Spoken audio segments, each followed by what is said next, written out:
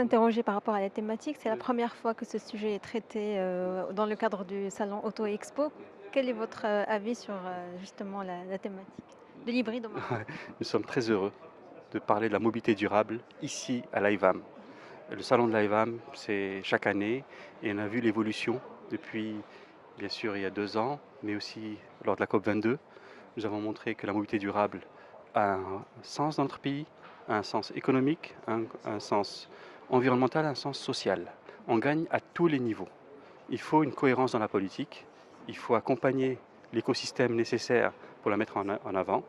Aujourd'hui, il y a des flottes captives qui peuvent se développer et il y a aussi le point important de l'exemplarité de l'État.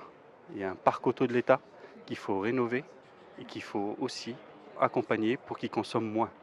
Donc c'est l'esprit. Nous avons une politique volontariste pour les énergies renouvelables et l'efficacité énergétique portée au plus haut niveau de l'État. Il faut que dans la mobilité, dans le transport, qui représente 41% de la consommation d'énergie dans notre pays, ce transport, c'est le plus gros consommateur.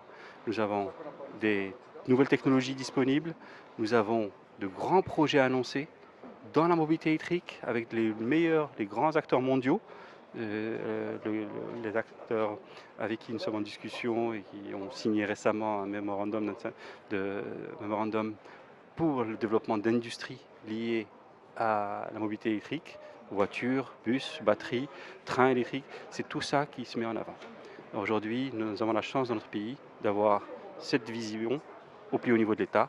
Il faut appliquer en cohérence avec les acteurs et c'est pour ça que nous sommes très heureux ici avec l'AIVAM.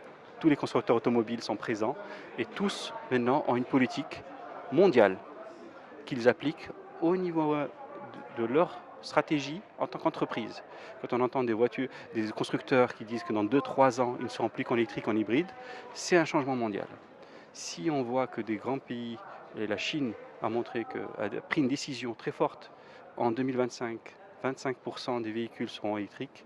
En 2040, tous les véhicules seront électriques pour des raisons de pollution dans les villes, parce que c'est aussi un modèle qui va permettre non seulement d'avoir un modèle économique, mais surtout améliorer la qualité de l'air dans les grandes villes et améliorer la circulation dans les grandes villes. Très bien.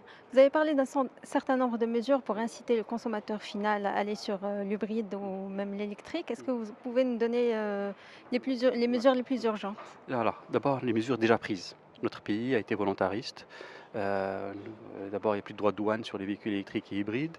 Ensuite, lors de la COP22, il y a eu, avec la loi de finances, les vignettes. Il n'y a plus de vignettes sur les véhicules électriques et hybrides.